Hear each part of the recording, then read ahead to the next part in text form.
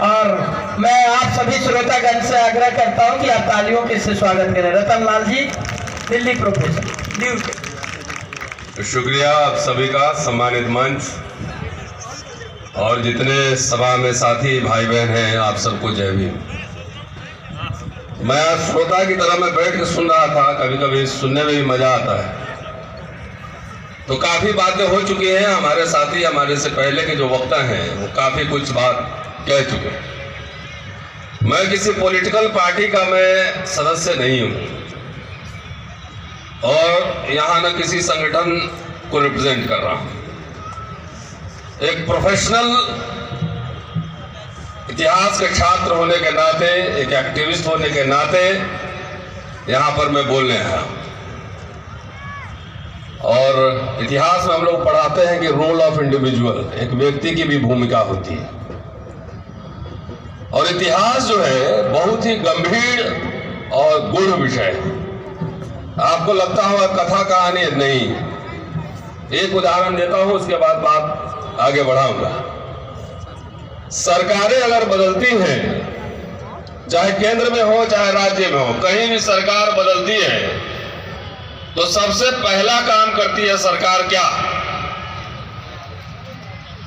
सबसे पहला काम करती है कि इतिहास का टेक्स्ट बुक बदल देती है। वो फिजिक्स और केमिस्ट्री नहीं बदलती, वो इतिहास का टेक्स्ट बुक बदलती है। इसलिए इतिहास ऐसा गंभीर विषय है, अगर पूरी जानकारी और समझ ना हो तो उसमें हाथ ना डालें, अदरवाइज समाज को गुमराह करेंगे।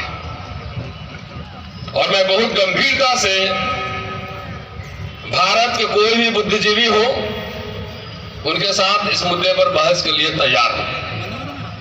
मैं अर्थशास्त्र का छात्र नहीं हूं, इसलिए अर्थशास्त्र पर नहीं बोल सकता। मैं अंग्रेजी का छात्र नहीं हूं, मैं अंग्रेजी में नहीं बोल सकता। मैं इतिहास का छात्र हूं, इतिहास पर जरूर दावेदारी हमारी है। और देश जिस संकट से हमें गुजर रहा है, संविधान पे खतरा ही नहीं है। कल हमने देखा कि तमिलनाडु में बाबा साहब को भगवा कलर का सूट पहना दिया गया। संविधान पे खतरा नहीं है, ऑलरेडी उसका हिसाब किताब किया जा चुका है। ये आखिरी क्षण है कि हम लोग बातचीत कर रहे हैं। और सिर्फ इशारा भर कर रहा हूं कि डॉक्टर अंबेडकर को पढ़े बगैर आधिकारिक रूप से टिप्पणी करना ठीक नहीं, उससे समाज गुमराह होता है। अगर आज अंबेडकर, गांधी, जवाहरलाल नेहरू होते और जो हालात है, तो आज ये तीनों एक खेमे में होते और आरएसएस हिंदू ब्रिगेड के खिलाफ खड़े होते। भाई मोदी जी कह रहे हैं 70 साल में क्या हुआ, तो 70 साल में जो हुआ था कि हम लोग सब सफेद सफेद कुर्ता पजामा शर्ट पैंट पहन के बैठे हुए, तो वो आपके शत्रु नंबर 1 हो गए। और जो 70 साल में बना था उसको बेच के बर्बाद कर रहा है और आपकी कमर तोड़ रहा है, वो आपके शत्रु नंबर 1 नहीं। इतिहास 24 कैरेट गोल्ड नहीं होता है, संभावनाओं का खेल होता है। मैं कोई कांग्रेस का प्रवक्ता नहीं हूं और न पार्टी से मेरा कोई संबंध है, लेकिन कॉन्स्टिट्यूएंट असेंबली में जाइए, और ये बात मैं आज नहीं बोलता, एक बड़ा मंच है, इस बड़ा मंच से जो है बगैर इतिहास के ज्ञान के इतिहास का ज्ञान दिया गया है, इसलिए वो कहना जरूरी मैं समझता हूं। बंगाल का जब पाकिस्तान विभाजन हो गया था तो डॉक्टर अंबेडकर की सदस्यता खत्म हो गई थी। वो फिर राज्यसभा में कैसे आए, कॉन्स्टिट्यूएंट असेंबली में कैसे आए? 1948 में जो भाषण उन्होंने दिया था लखनऊ में, क्या बोला था? यहां पृथक निर्वाचन हमें नहीं मिला, लेकिन इसमें कोई बहुत गंभीर बात नहीं है, किसी को भी नहीं मिला। हमें सब कुछ नहीं मिला, लेकिन हमें बहुत कुछ मिला। ये लोग पढ़ते नहीं। 24 अप्रैल 1948 का जाकर देखिए, पंत सरकार के खिलाफ जो भाषण वहां दिया गया था, दिल्ली में हंगामा मचा था। उसी 70 साल में स्पेशल रिक्रूटमेंट ड्राइव निकला, रिजर्वेशन लागू हुआ, जितना भी लागू हुआ, एक मिडिल क्लास बन गया, बाबुओं का संगठन बन गया। और आज निजीकरण हो रहा है, सारी नौकरी खत्म हो रही है, तो ये नहीं दिख रहा है। मैं थोड़ा बहुत राजनीति समझता हूं। अगर आज मुझे 50+1 में सरकार बनती है, ये बीजेपी सरकार जिस तरीके से नेस्तनाबूद कर रही है संस्थाओं को, चाहे इलेक्शन कमीशन हो, सुप्रीम कोर्ट, कोई भी संस्था देख लीजिए, आज इस बीजेपी को हराने के लिए कोई भी ग्रैंड अलायंस बनता है उसके साथ खड़ा होऊंगा। अभी मैं गांधी और अंबेडकर को लड़ाने के मूड में नहीं हूं। जो लोग लड़ा रहे हैं वो समझे आज किसकी वो मदद कर रहे हैं। अरे अंबेडकर साहब ने यह भी तो लिखा, किताब में पढ़ो, कि मैं किसी सिद्धांत विहीन दलित के साथ बैठने से बेहतर होगा मैं गांधी के साथ बैठूंगा, क्योंकि गांधी के साथ मेरी वैचारिक लड़ाई है। ये नहीं पढ़ा है? बुद्ध पूर्णिमा मनाते हैं तो जवाहरलाल नेहरू ने घर से छुट्टी दी थी, उसी में जवाहरलाल नेहरू को धन्यवाद दिया अंबेडकर ने, और कहा भी कि ईमानदार आदमी है जवाहरलाल नेहरू। तो गांधी खराब है, नेहरू खराब है, गोलवलकर ठीक है। ये पढ़ा रहा हूं मैं इतिहास। अरे दोनों के रास्ते अलग अलग थे। बाबा साहब ये मान चुके थे कि 1932 में पूना पैक्ट हो गया। बहुत सारे हमारे लोग बोलेंगे, मैं सुनता हूं, इतना बड़ा समाज शास्त्री, भाषा विज्ञानी हो गया। कई बार बोलेगा जगजीवन राम गद्दार था। ये तो जब आजादी हो गई, पूना पैक्ट लागू हो चुका था, बाबा साहब के परिनिर्वाण के बाद जगजीवन राम ही पढ़ा लेता था। उसके जमाने में जितना रेलवे में, टेलीग्राफ में नौकरी मिली, आपके तोंद निकल गए, वो नहीं सुनाई दे रहा है। तोंद निकल गए तो वही कह रहा है कि गद्दार आदमी था। मैं कोई कांग्रेस का प्रबल, लेकिन मैं समीक्षा कर रहा हूं इतिहास के छात्र होने के नाते। मोदी साहब पूरा आरएसएस बर्बाद कर रहा है, उस पर अटैक नहीं, अभी अटैक है। क्या जरूरत है अभी अंबेडकर और गांधी को आमने सामने करने को? उसकी समानता ढूंढो,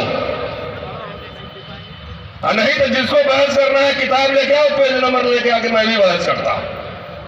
मुल्क संकट में, संविधान संकट में, 24 में अगर आ गया तो मनुस्मृति आधा तो लागू ही है, पूरा लागू हो जाएगा।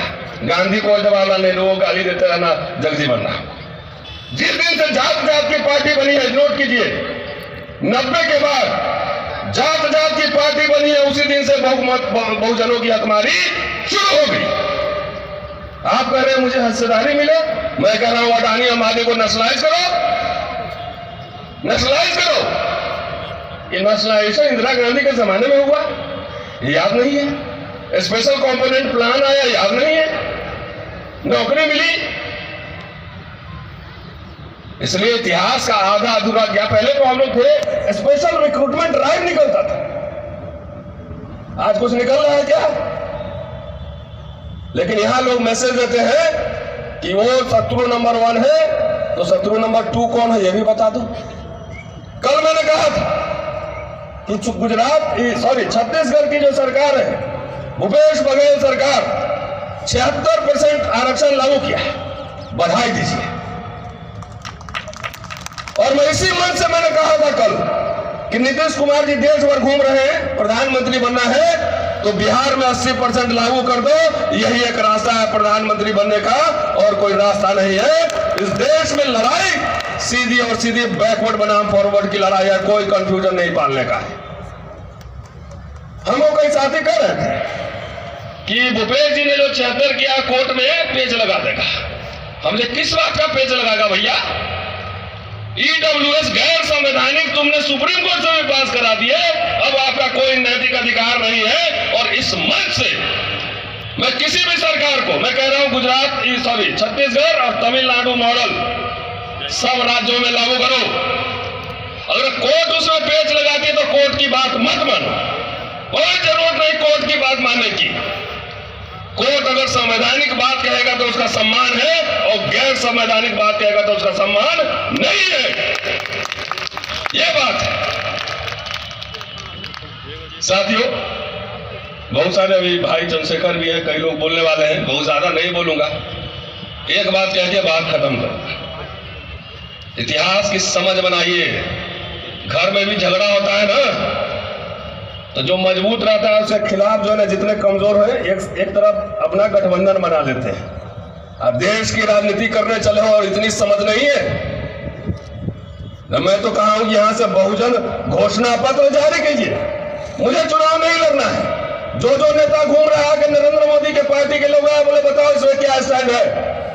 राहुल गांधी अभी भारत जोड़ो यात्रा कर रहा है, चलो 500 आदमी खड़ा हो जाओ बहुजन एजेंडा लेकर, कि बताओ इसमें क्या स्टैंड है। यहाँ तो अपने अपने चक्कर में रहता है लोग। इतने नौजवान लड़का सब पता नहीं कहाँ है, हमारे रिटायर्ड लोग सब मिशन चला रहे हैं। बहुजन एजेंडा हमें नहीं चुनाव लड़ रहा है। यहाँ बहुत व्यक्तिवादी, बहुत महत्वाकांक्षी लोग हैं। महत्वाकांक्षा थोड़ी बड़ी बना लो।